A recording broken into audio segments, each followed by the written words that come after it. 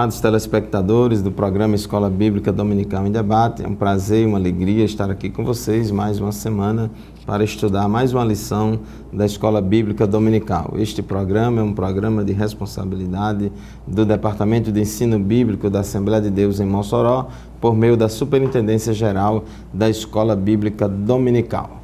Neste trimestre, o assunto em estudo trata-se das epístolas pastorais e temos estudado até a lição 10, a lição passada, as duas epístolas que Paulo escreveu a Timóteo, e a partir da lição 11, a partir de hoje, nós teremos aqui 3 lições, lições 11, 12 e 13, nas quais estudaremos tópicos, assuntos dentro da carta que Paulo escreveu a Tito, que também é uma epístola pastoral. O título da nossa lição diz assim: a organização de uma igreja local. O texto áureo da nossa lição de hoje encontra-se em Tito, no capítulo 1, versículo 5, que diz assim: por esta causa te deixei em Creta, para que pusesses em boa ordem as coisas que ainda restam, e de cidade em cidade estabelecesses presbíteros, como já te mandei. E a verdade prática afirma: a igreja local deve subordinar-se à orientação de Deus através de sua palavra, que é o manual de administração eclesiástica por excelência. Então, meu querido irmão, meu caro telespectador, estamos diante de uma lição muito maravilhosa. Está comigo aqui nesta noite, neste momento aqui, o nosso presbítero e professor Soares, que irá debater conosco o assunto da nossa lição. Nós vamos fazer aqui um breve intervalo e convidamos você para buscar a sua Bíblia, a sua revista da Escola Dominical e tê-las aí em mãos para poder a gente acompanhar esta aula de hoje. Vamos fazer um breve intervalo e já já retornaremos.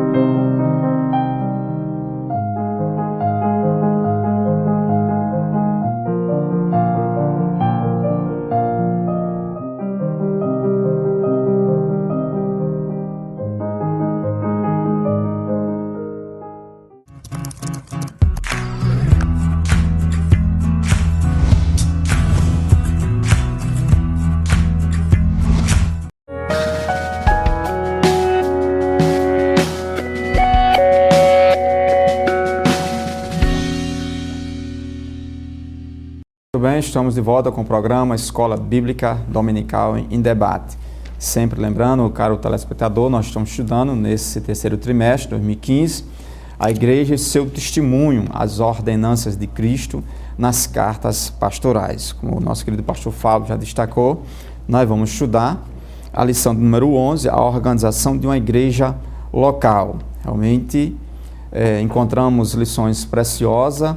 Adentramos nessa lição número 11, a carta de Paulo a Tito, né? Da mesma forma como Timóteo, estudamos 1 Timóteo, 2 Timóteo, agora nós vamos estudar, debater aqui juntamente com o pastor Fábio, pastor Zé Roberto, essas preciosas lições que nós encontramos nessa carta de Paulo a Tito. E logo de forma introdutória, eu quero destacar aqui um pensamento de um grande defensor da liderança cristã chamado John Maxwell. E em um dos seus escritos ele diz assim, um dos mais ilustres, né, da liderança cristã, John Maxwell, diz que liderança é sobretudo influência. Um líder nunca é neutro, ele é influenciado sempre para o bem ou para o mal.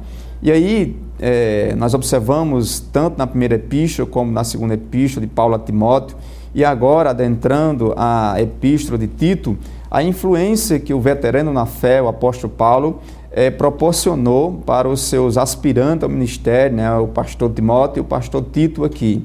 Então nós vamos observar nessa lição preciosíssimas lições maravilhosas que nós encontramos nessa epístola. Uma epístola pequena, apenas com 3 capítulos, mas de um teor doutrinário, eclesiástico, doutrinário, de forma extraordinária, que o apóstolo Paulo nos lega através dessas instruções que ele passa a Tito na igreja em Creta.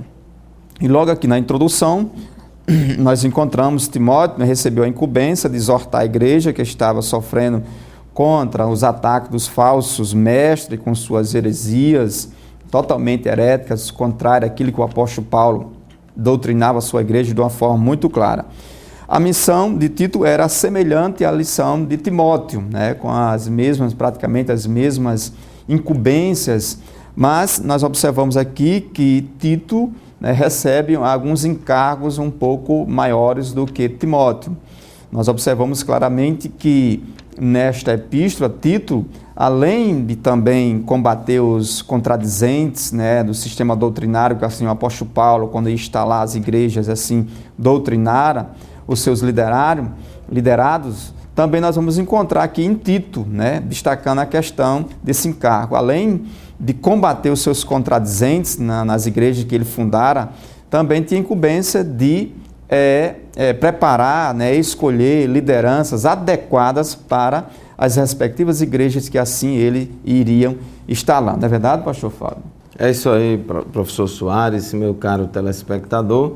Tito, ele era grego, ele não era judeu, ele era gentil, mas que foi fruto da obra missionária, do trabalho missionário de Paulo nas suas viagens missionárias, e era um verdadeiro filho na fé de Paulo, assim como Timóteo também era um filho na fé de Paulo. Tito também era filho na fé de Paulo, e aqui no capítulo 1, versículo 4 da carta que Paulo escreveu a Tito, a Bíblia fala do destinatário desta carta, dizendo: a Tito, meu verdadeiro filho, segundo a fé comum, graça, misericórdia e paz da parte de Deus Pai e da do Senhor Jesus Cristo, nosso Salvador. Então, Tito era um filho na fé de Paulo, mas por que Paulo escreveu esta carta a Tito? Bom, entre a primeira e a segunda prisão de Paulo em Roma, Paulo tinha enviado Tito como um obreiro com a missão de supervisionar e de organizar as igrejas lá da ilha de Creta. E Paulo sentiu a necessidade de escrever uma carta, de escrever uma epístola a Tito, que já tinha ido, que já estava lá, morando na ilha de Creta, fazendo a obra de Deus ali a mandado de Paulo. A gente vê aqui nesse trecho, nessa passagem bíblica, que o apóstolo Paulo, ele se preocupava não somente da evangelização, ele não se preocupava apenas de ganhar as almas, mas também ele se preocupava do cuidado dessas almas, da organização da igreja. Por isso que aqui nós temos o título da nossa lição, a organização de uma igreja local. Ele preocupava-se na formação de lideranças, em toda a organização da obra de Deus ali naquela cidade. Então, aqui no versículo 5 do capítulo 1 da carta que Paulo escreveu a Tito, está já exatamente o intento, a intenção e o objetivo desta epístola que Paulo escreveu a Tito. Diz assim a palavra de Deus: por esta causa te deixei em Creta, para que pusesses em boa ordem as coisas que ainda restam, e de cidade em cidade estabelecesseis presbíteros, como já te mandei. Então, aqui nesse versículo 5, nós vemos aqui a importância e o objetivo dessa epístola.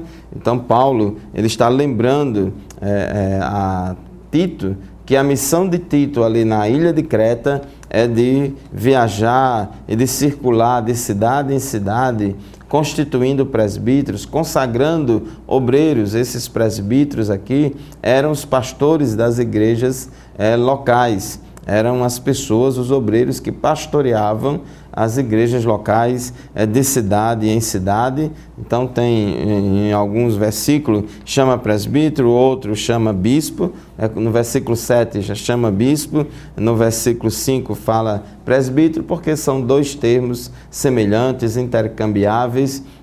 Quando a Bíblia usa presbíteros, a palavra mais usada por cristãos de origem judaica, presbítero ou ancião, que tem o mesmo significado, e os cristãos de origem grega, eles costumavam mais usar o nome bispo, mas todos esses nomes, ancião, presbítero e bispo, são sinônimos e refere-se aos pastores das igrejas locais, que também aqui se refere por exemplo, aos dirigentes de congregação, que são os pastores das igrejas locais, os pastores de cidade em cidade. Então, ele escreveu essa carta com esse objetivo de mandar que Tito organizasse as igrejas locais de cidade em cidade, e nessa organização tinha que haver a consagração, o estabelecimento de presbíteros de cidade em cidade.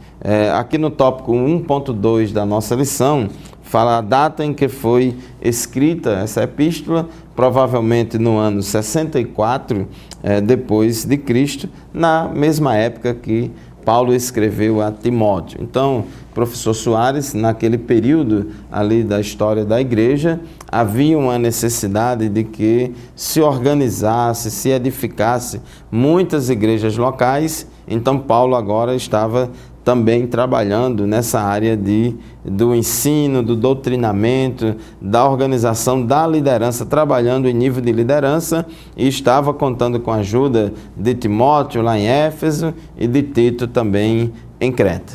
É verdade, pastor Fábio, nós observamos isso nessa epístola maravilhosa, essas instruções principais que o apóstolo Paulo trata para o seu filho na fé, Tito. Então a gente observa que essas instruções, na verdade, as cartas pastorais são a série de princípios práticos que orientam o obreiro na manutenção espiritual da obra. Então o apóstolo Paulo, ele designa Tito com essa perspectiva, com esses ensinamentos, com essas instruções.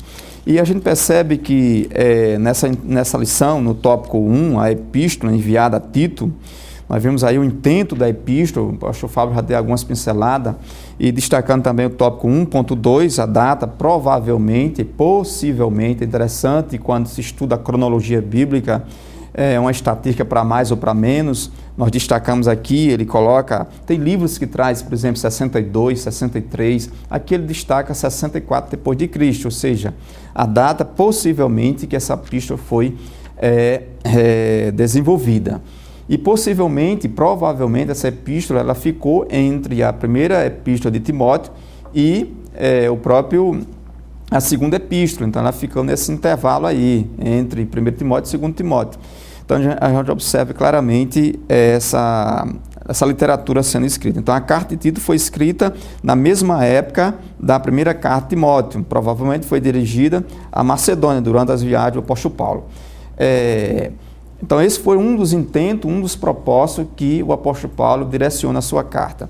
Eu quero também destacar, quanto à questão do primeiro tópico da lição, esses propósitos, que é muito importante a gente termos bastante entendimento quanto à questão desses propósitos, dessa carta direcionada pelo apóstolo Paulo a Tito. E um deles eu quero destacar, o pastor Fábio já destacou, Tito deve dar instrução à igreja, como ele já falou, e promover na autoridade do Espírito Santo, na expressão da santificação, nas relações eclesiásticas, individuais, familiares e sociais. Então, esse é um ponto extremamente importante que o apóstolo Paulo deixa muito claro como um dos intentos, um dos propósitos, estabelecer um relacionamento de santidade entre a família, entre a sociedade e também entre a eclésia, entre a igreja de uma forma geral. Então, nós vamos observar que no transcorrer aqui da nossa lição, outros intentos que é importante destacarmos sobre essa epístola de Paulo a Timóteo. Vamos agora para um breve intervalo e logo estaremos de volta com o programa Escola Bíblica Dominical.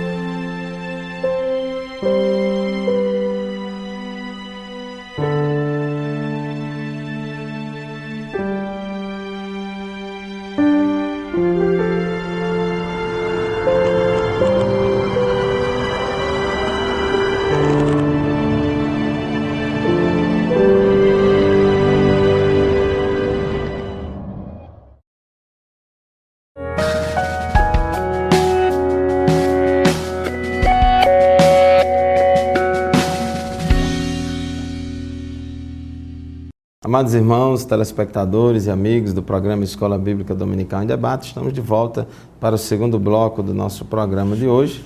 Este programa refere-se à lição 11 das epístolas pastorais, das lições que estamos estudando neste trimestre da Escola Dominical, que tem como título a organização da igreja, de uma igreja local. O que é uma igreja local?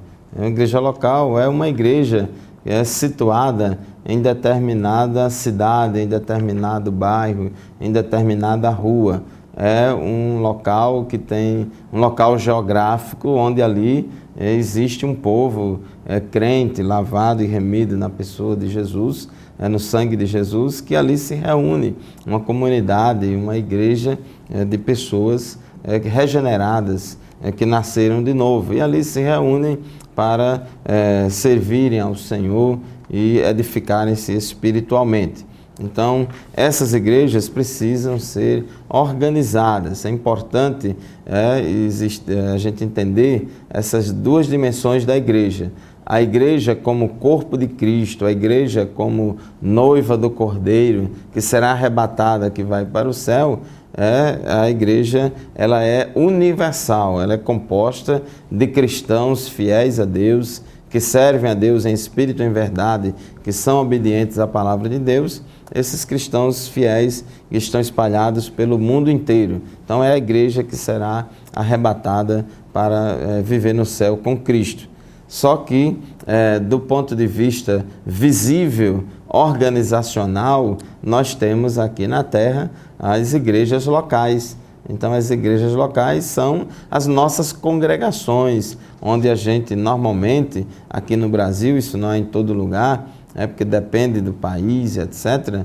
Mas aqui no Brasil nós temos, normalmente as igrejas locais, elas se reúnem em um templo, que tem um endereço, que tem um CEP, que tem uma localização geográfica, que tem um pastor que pastoreia aquele rebanho, enfim. Então essas igrejas, como organização religiosa visível, ela precisa de se organizar, de se estruturar para o bom andamento da obra de Deus, para que ali, naquela comunidade, seja pregada a palavra de Deus, eles se organizem para pregar o Evangelho em seu entorno, na sua cidade, e ali ensine a palavra de Deus, pratique a comunhão dos santos, etc. Então, um dos objetivos também da carta que Paulo enviou a Tito, está aqui no tópico 1.3, é que aqueles crentes novos convertidos, recém-convertidos, aprendessem a terem, a praticarem um viver correto, porque a pessoa aceita Cristo como Salvador e Deus muda, Deus transforma, e a pessoa agora ela vai viver uma vida na presença de Deus em santidade, ela vai aprender a servir ao Senhor da forma como Deus quer que ela sirva. E lá, isso mostra que a Bíblia exige ordem na igreja e que os irmãos vivam de maneira correta e santa, tendo bom testemunho e cumprindo o seu papel de igreja. E é interessante que diz os historiadores que lá na ilha de Creta, que era o local onde ali tinha várias cidades naquela ilha.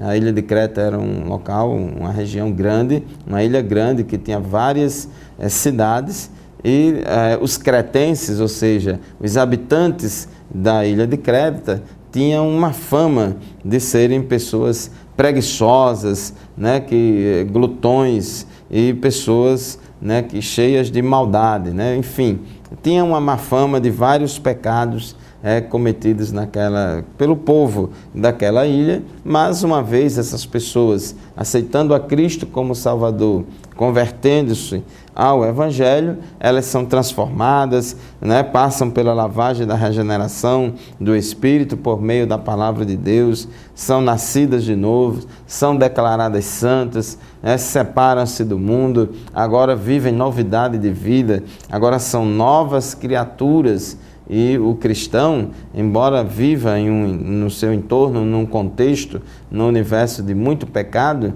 ele deve viver uma vida santa, uma vida separada do pecado, porque agora ele é coparticipante da natureza divina. Santificação, meu amigo, não é uma opção. Santificação é uma obrigação de todo crente. Deus nos declarou santos quando a gente aceitou a Cristo como Salvador. Esta é a santificação posicional. Porém, temos aí na nossa frente uma longa jornada da santificação progressiva. Devemos viver constantemente em santificação, buscando a santificação, e com a ajuda do Espírito Santo e da Palavra de Deus, ele vai trabalhando na nossa vida, a gente vai dando lugar, e assim se cumpre na vida do verdadeiro cristão o que diz a Palavra de Deus, que o caminho do justo é como a luz da aurora, que vai brilhando mais e mais até ser dia perfeito. Então, segue aí a recomendação de Hebreus, professor Soares, para todos os nossos telespectadores, Hebreus 12:14, segui a paz com todos e a santificação, sem a qual ninguém verá o Senhor. Perfeitamente. O texto sagrado é claro quanto à questão do processo da santificação, que é um processo, mas é necessário, e aí foi conclamado a Tito a chamar a responsabilidade nas igrejas que ele assim fundara. Então nós observamos isso claramente no texto sagrado. Dando ênfase dentro desse tópico, tópico 1.1 tópico 1.3 da nossa lição, essas ênfases quanto à questão que o nosso querido pastor Fábio destacou, um viver correto no tópico 1.3 da nossa lição, dando sequência aqui também, complementando, enriquecendo esse estudo maravilhoso, esse debate sobre a epístola de Paulo a Tito, nós observamos que a carta tratava de vários temas fundamentais à fé cristã. Tito tinha a incumbência de organizar, colocar ordem na igreja, e para isso era necessário ensinar, instruir os liderados deles naquelas localidades de algumas instruções doutrinárias. Em segundo lugar, a liderança das igrejas era necessário ser escolhida de uma forma muito santa, muito íntegra, pessoas que tivessem uma vida realmente ilibada, obreiros que realmente abraçassem de fato a causa do Mestre Jesus. Por que isso era necessário? Porque nós observamos em alguns escritos que o apóstolo Paulo destaca que o conhecimento da verdade desembocava numa vida piedosa. Então, o obreiro teria que desenvolver uma vida piedosa, uma vida de santidade, como assim foi destacado muito bem pelo nosso querido pastor Fábio. Porque naquele contexto nós observamos em Tito, capítulo 1, versículo 1, os hereges, as falsas heresias, se avolumavam dentro daquele contexto, e era necessário se levantar com a verdade, com a doutrina santa da palavra do nosso Deus. E aí, destacando a questão do gnosticismo, destacando a questão do judaísmo, que enfatizava o conhecimento, que não produzia piedade. E aí, Tito chamava atenção para esses aspectos doutrinários e rebater as heresias, as filosofias gnósticas e também o legalismo judaico, muitas vezes sem fundamento. Então, a doutrina não poderia estar separada da vida. A verdadeira doutrina produz vida santa. Vida santa é o resultado da verdadeira doutrina. Então, nenhuma doutrina é muito dito com muita propriedade que não mata crente. Pelo contrário, a doutrina dá vida e vida espiritual, santidade, piedade na seara do Mestre Jesus. Então, isso é um ponto a se destacar nesse ponto do viver cristão, e Tito conclama os seus liderados para essa responsabilidade. Outro ponto a destacar aqui, em terceiro lugar, o combate aos falsos mestres, como nós estamos destacando de todas as lições nesta epístola de Timóteo, 2 Timóteo, e aqui destacando a Tito. Os lobos vestidos de pele de ovelha, disfarçados dentro da igreja, arrastam por si os discípulos. Então é necessário que o obreiro, o presbítero, o bispo, o pastor, que foi escolhido pela liderança da igreja, que recebe a função de pastor, tenha cuidado quanto à questão desses lobos vestidos em pele de ovelha. Então é necessário doutrinar firmemente essas pessoas. Então, esses falsos mestres podiam ser identificados por intelectualismo especulativo. Tem muito na igreja, pseudo-sábios, fazendo só especulações relativistas, né, sorrateiramente, mas aí quem está sendo alimentado pela doutrina santa, fiel, abalizada, fundamentada na palavra do nosso Deus, nas sagradas letras, não vai ser levado por qualquer vento de doutrina. Mas Pilman destaca aqui 4 características desses falsos mestres, que Tito aqui destaca. Dentre eles, né, são faladores quanto às suas motivações, são gananciosos, né, traz as traduções judias, lendas, quanto às suas pretensões, professas ser verdadeiros mestres do evangelho, mas na verdade não são lobos devoradores. Então, tudo isso precisamos, como presbítero, obreiro da casa do nosso Deus, nos policiarmos e vacinarmos os nossos rebanhos na casa do Senhor com a autoridade do Espírito Santo de Deus, pastor Fábio. É verdade, professor Soares, e esta missão, ela, para ser levada a cabo, precisa da atuação de pastores, de presbíteros, de bispos, de obreiros, que sejam versados na palavra de Deus, que tenham um bom testemunho para poder fazer esse serviço. Então, aqui remete-nos novamente a Tito capítulo 1, versículo 5, que o propósito de Paulo em deixar Tito lá em Creta era para cumprir 2 grandes missões. Primeiro, colocar em boa ordem as coisas que ainda restavam em termos de organização das igrejas de cada cidade, e a segunda é que Tito, em cada cidade ali da ilha de Creta, estabelecesse esses presbíteros. Então, esses presbíteros que seriam consagrados deveriam cumprir uma série de requisitos que nós vamos estudar daqui a pouco. Já chegamos ao final do segundo bloco do nosso programa, vamos fazer um breve intervalo e já retornaremos para debater com vocês o tópico 2.1 da nossa lição, que fala sobre as qualificações pastorais. Até já.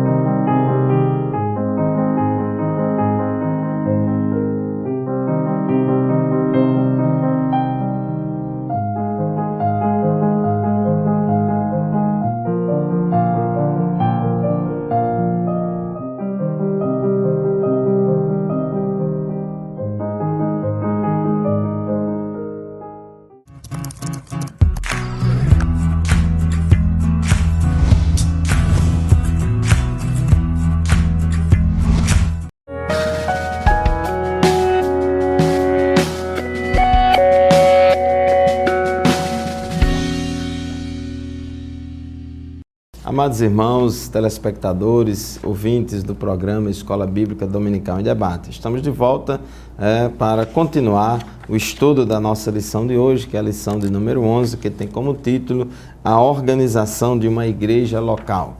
E a organização de qualquer igreja passa também pelo estabelecimento ou consagração ou separação de presbíteros, pastores e bispos, de obreiros, né, que vão dirigir e pastorear a igreja. E uma coisa importante nisso aqui é que a Bíblia tanto fala lá em 1 Timóteo capítulo 3, e Paulo retoma este mesmo tema aqui em Tito no capítulo 1, versículos de 6 a 9, são as qualificações dos pastores. Não é necessário, não é importante apenas consagrar pastores, estabelecer pastores de qualquer jeito, de qualquer maneira, mas para pastorear a igreja de Deus, tem que ser pastores que cumpram determinados requisitos mínimos. Nós não vamos confiar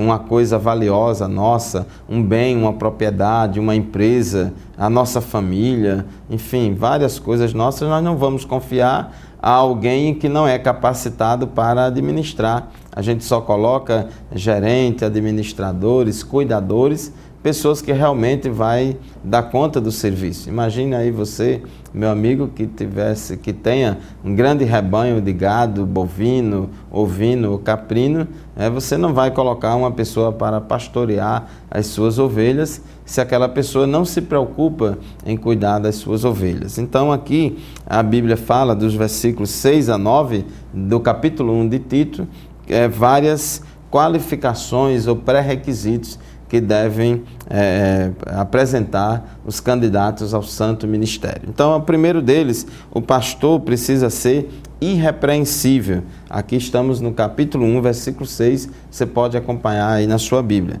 Então, a primeira qualidade exigida do pastor é que ele seja irrepreensível. Irrepreensível não é sinônimo de perfeito, porque ninguém é perfeito. Todo ser humano é falho, inclusive também os pastores. Mas uma pessoa de uma conduta irrepreensível significa que é uma pessoa que não vive cometendo falhas graves toda hora, que seja uma pessoa que não precise chamar a atenção dela a todo instante. Então, uma conduta irrepreensível é que não possa, as pessoas estar apontando o dedo toda hora a respeito de suas falhas. Segundo, o pastor também precisa ser marido de uma mulher. Não é marido de 2 mulheres, não é marido de 3 mulheres, ou ter uma mulher matriz e outra filial. Absolutamente. Deus condena a poligamia, o plano de Deus para o casamento é a monogamia, é um homem casado com uma mulher. Então, o pastor tem que ser marido de apenas uma mulher, tem que ter filhos fiéis que não possam ser acusados de dissolução, nem são desobedientes. Aqui nós vemos qualidades exigidas da família do pastor. É muito importante. Às vezes pode acontecer de um pastor ter muitas qualidades, mas a família tem péssimos defeitos graves que vão atrapalhar o ministério do pai, vão atrapalhar a igreja e vão causar muitos problemas. E muitas vezes a gente não pode generalizar, cada caso tem que ser analisado separadamente, mas às vezes tem obreiros que os seus filhos são infiéis, os seus filhos vivem em dissolução, os seus filhos são desobedientes por falha dele, da esposa dele, por falha dos pais. Às vezes acontece, não podemos generalizar, mas cada caso tem que ser analisado separadamente, mas o importante é que o obreiro seja um bom administrador do lar, um bom marido, um bom pai, um bom administrador da família, porque, como a Bíblia diz, se ele não cuidar bem da sua própria família, da sua casa, como cuidará da igreja de Deus? Então isso é muito importante. A quarta qualificação exigida do pastor é que ele seja irrepreensível como despenseiro da casa de Deus.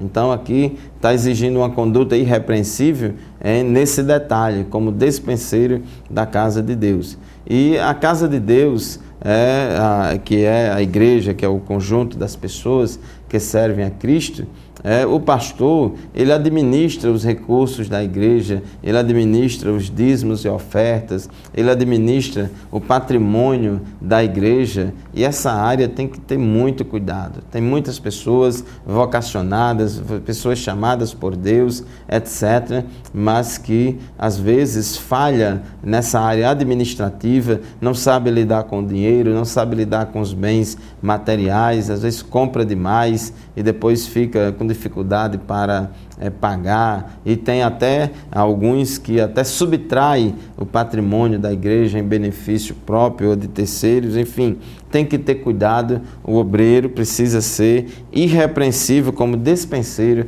da casa de Deus, como gerente e mordomo dos recursos materiais.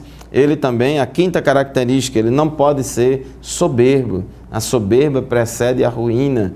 Quando lá do céu Deus vê aqui na terra algum homem soberbo, Deus se lembra logo do diabo, que cometeu o pecado de soberba. O pastor também não pode ser iracundo, esse temperamento raivoso, que se ira toda hora, que se ira com qualquer coisa. Essa história do esquentado, a gente sabe que as pessoas têm temperamentos diferentes. A gente não pode assim querer que todo mundo tenha o temperamento meu ou seu. As pessoas têm temperamentos diferentes. Tem uns, né, que são mais coléricos, tem outros que são mais melancólicos e por aí vai. Mas é importante, o pastor não pode estar toda hora se irando, sendo iracundo, brigão e estar com raiva de tudo. Não, tem que ter cuidado. Sétima característica, o pastor não pode ser dado ao vinho. Não combina crente com bebida alcoólica e muito menos pastor com bebida alcoólica, porque a embriaguez ela é condenada na Bíblia Sagrada e os bêbados não herdarão o reino de Deus. O vinho tira o juízo e o bom senso das pessoas. Não pode ser espancador, olha aí coisa importante, o pastor ele não pode ser espancador nem dos seus filhos, nem espancador da sua esposa, nem espancador de ninguém.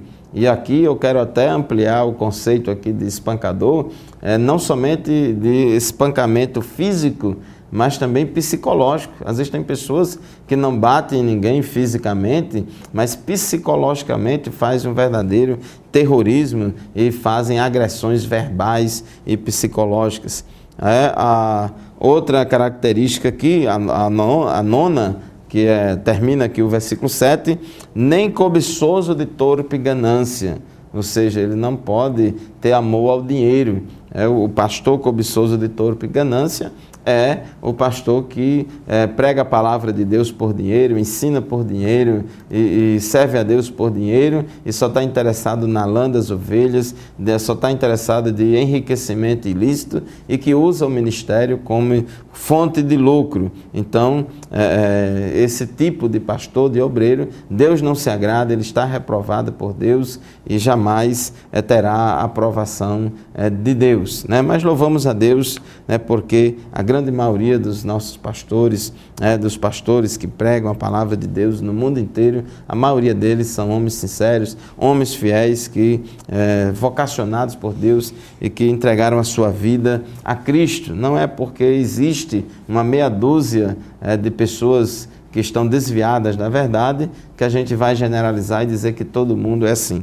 Professor Soares, mas a lista é longa e não termina aqui no versículo 7. Versículos 8 e 9 ainda tem várias características exigidas do pastor, não é isso? É verdade, o texto nos deixa realmente alegres por essas orientações que Paulo trata aqui em Tito, né?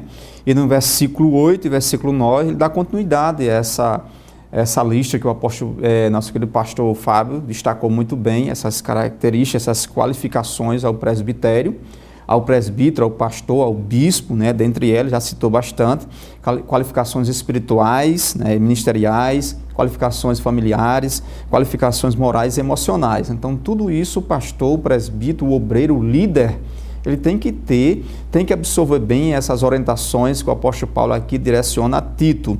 E no versículo 8, antes, seja hospitaleiro. É muito importante, né, um líder saber tratar bem as pessoas, né, ser ordeiro, saber receber bem. Eu tive a oportunidade, de vez em quando eu vou em determinadas igrejas, fico muito feliz, né, os irmãos têm o maior prazer nos receber, não só a mim, mas todos os obreiros, né, que chegam com simplicidade, que chegam realmente com a mensagem de Deus a ser proclamada e se juntar e proclamar as verdades do nosso Deus. Então, ser hospitaleiro é muito importante. Então, é uma qualificação extremamente importante. O outro diz o amigo do bem. O obreiro, com certeza, todos nós somos militantes da obra do nosso Senhor Jesus, proclamando as verdades do reino, temos que ser homens de bem, né? Proclamando a verdade de paz, sóbrio, justo, piedoso, que tenha domínio de si mesmo. Um obreiro, o pastor Martim, ele sempre destacava, né? Achava muito difícil ele trabalhar com obreiros destemperados. Eu nunca esqueci dessa expressão dele, destemperado, ou seja, um obreiro desequilibrado não é algo legal não, né? Não é algo bom não para a liderança. Então o obreiro tem que ser equilibrado, tem que ser moderado na sua fala, no seu testemunho. E aqui Tito nos orienta nesse aspecto. Apegado à palavra, fiel. Aí uma designação extremamente importante. Então o obreiro tem que ser fiel à palavra, tem que viver a palavra, tem que proclamar a palavra, tem que se alimentar da palavra, tem que testificar da palavra. Então ser fiel à palavra. 2 Timóteo 2,15 diz: procura apresentar-se a Deus como obreiro, que não tem que se vergonhar e que maneja bem a palavra da verdade. Não é manejar de qualquer forma, mas é manejar bem a palavra da verdade. E ele continua, a lista aqui é bastante significativa e longa. Apegado à palavra fiel, que segundo a doutrina, um obreiro tem que... Olha, se eu sou da Assembleia de Deus, eu tenho que defender a doutrina da minha igreja. Se você é histórico, defenda a doutrina histórica e assim por diante. Então, defenda a doutrina da sua igreja. Então, segundo a doutrina, de modo que tenha poder tanto para exortar, pelo reto ensino, como para convencer os que contradizem. Então, nós observamos claramente essas recomendações que aqui é elencado no versículo 8 e versículo 9. Então, nós somos deveras edificados pela palavra do nosso Deus diante dessa lição maravilhosa. Muito bem, nós vamos agora para um breve intervalo e logo estaremos de volta com mais um bloco da Escola Bíblica Dominical em Debate.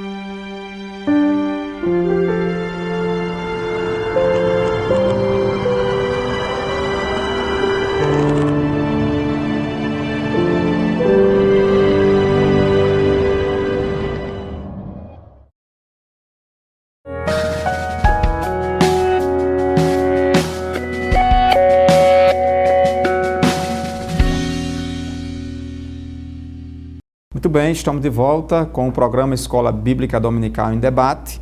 Nós vamos dar sequência aqui ao nosso estudo, ao nosso debate. Estamos meditando aqui o tópico 2, o pastor precisa proteger o rebanho. Tópico 2.2, crentes, porém problemáticos. É lamentável, o crente, o cristão não é para ser problemático, pelo contrário, é para ser uma bênção na casa do Senhor, né? Vivenciando, abraçando, proclamando as verdades do reino de Deus com muita unção da parte do nosso Deus. Então, Paulo ressalta o respeito que o presbítero deve ter à doutrina e à autoridade ministerial para argumentar com os contradizentes. Então, o presbítero, o líder, o pastor, o bispo, né? Ele tem que conhecer a sua doutrina da sua igreja para contradizer, falar a doutrina da sua igreja com propriedade. É muito importante, defendo isso realmente com muita veemência. O obreiro, o presbítero, ele tem que conhecer a fundo a doutrina da sua igreja. Para quê? Para fazer uma defesa, para fazer uma apologia das verdades do reino de Deus frente aos contradizentes que se levantam. Segundo uma revista aí, né, um instituto chamado ICP, Instituto Cristão de Pesquisa, existe mais de 10 mil seitas e mais de 10 mil religiões que muitas vezes tentam contradizer a doutrina da sua igreja. E aí, você vai ficar recuado? Lógico que você vai refutar, você vai rebater com sabedoria, porque assim o apóstolo Paulo aqui nos ensina através das suas epístolas, e assim orienta a título a esse respeito, a esse aspecto. Então, o apóstolo Paulo ressalta o respeito que o presbítero deve ter com a doutrina, conhecer a doutrina, respeitar a doutrina, respeitar as suas lideranças de uma forma geral. Entre os crentes da igreja de Creta havia os complicados, contradizentes, faladores, né? Tipos não raros em igrejas nos tempos presentes. Eu acredito que todo pastor tem, né, na linguagem eclesiástica, tem aqueles nó cegos, né? Tem aqueles que trazem problema para os pastores, lamentavelmente. Não deveria, mas acontece esse tipo de coisa. Que Deus nos guarde desse tipo de gente, né? Que essas pessoas possam se policiar, rever os seus conceitos e obedecer os seus pastores, as suas lideranças. Não é verdade, pastor Fábio? É isso aí, professor Soares. O obreiro cristão, ele enfrenta desafios dentro da própria congregação, porque pode ter lá na congregação pessoas ainda não convertidas ao Evangelho, pode ter meninos na fé, pessoas mal intencionadas, como Paulo diz, que o versículo 10 aqui, que são desordenados, faladores, vãos e enganadores, principalmente os da circuncisão, que eram os que mais prejudicavam e perturbavam as igrejas lá das cidades da ilha de Creta. Interessante é que a Bíblia manda que a gente ame todo mundo, que a gente tenha paciência com todo mundo. A Bíblia manda que a gente tenha amor e que seja tolerante com todo mundo. Agora, isso não significa que o pastor tem que ser conivente com o erro.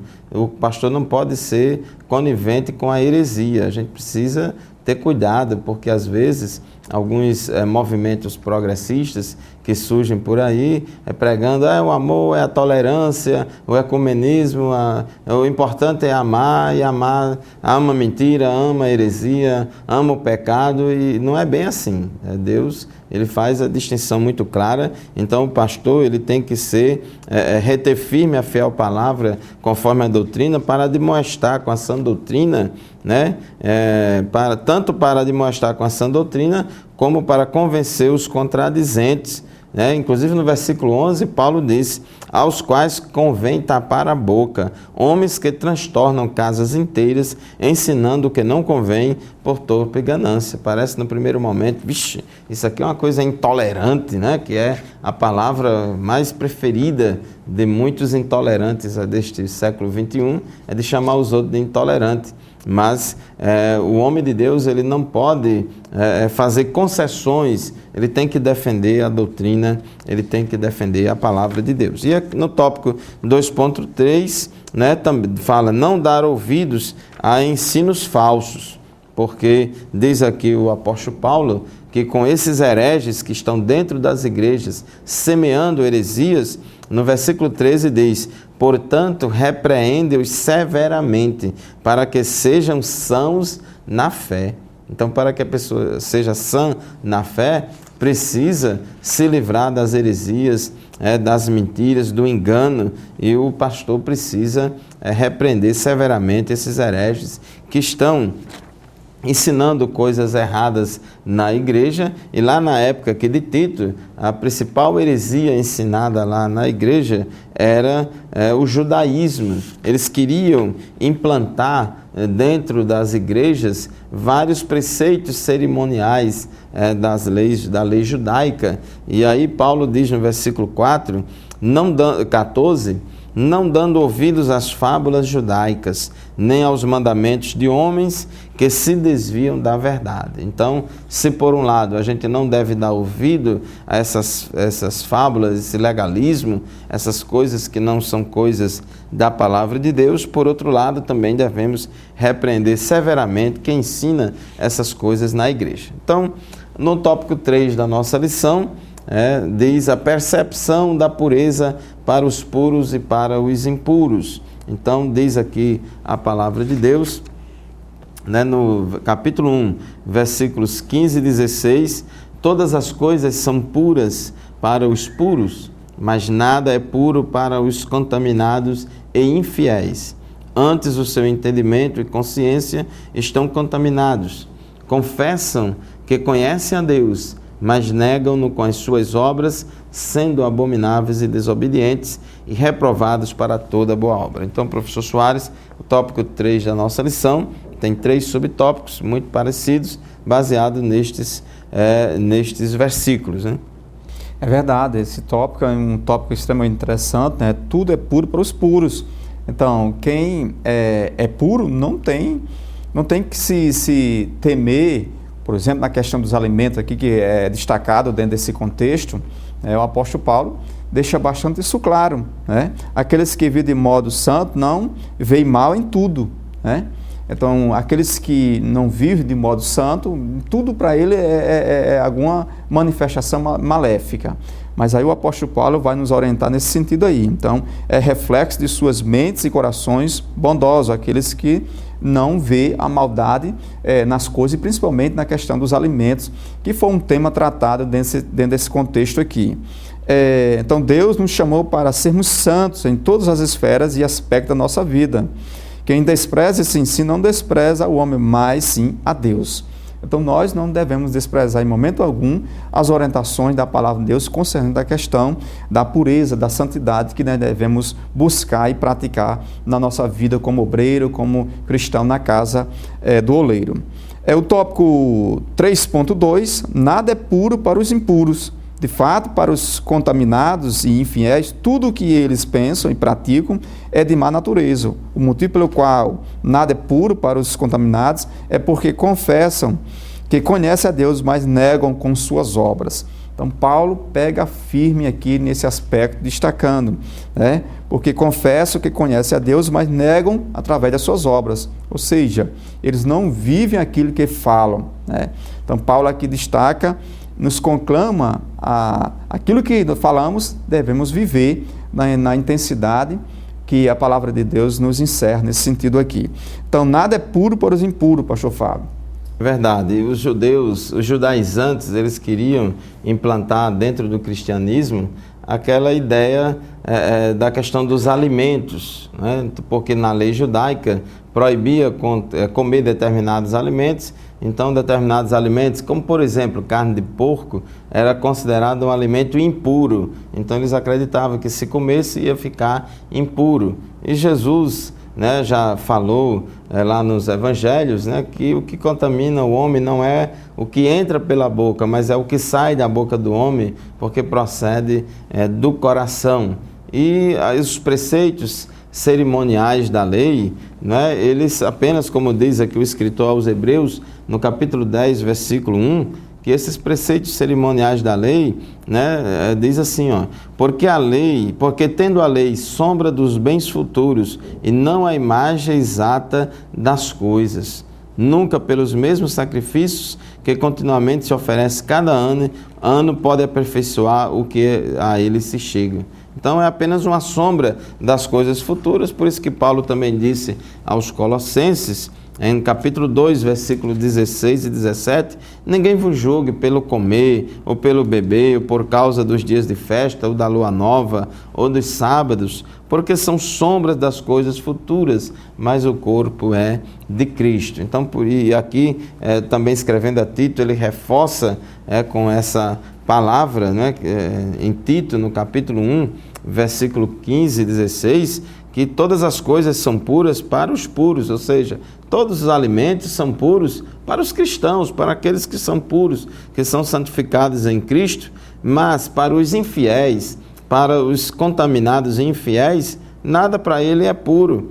Antes o seu entendimento e consciência estão contaminados, né, pelo pecado, pelo legalismo e também pela hipocrisia. E aí Paulo, no versículo 16, dá uma alfinetada neles aqui, dizendo que esses judaizantes confessam que conhecem a Deus, mas negam a Deus, né, com as suas obras, e são abomináveis e desobedientes e reprovados para toda boa obra. Então aí o tópico 3.3 fecha aí com essa palavra que os judaizantes conhecem a Deus, mas o negam com as suas atitudes. Então, professor Soares, a hipocrisia é um pecado grave que foi condenado também pelo nosso Senhor Jesus Cristo, que chamou os fariseus e escribas de hipócritas. É verdade, né? Essa hipocrisia farisaica, não deve ser abraçada por nós cristãos do século XXI.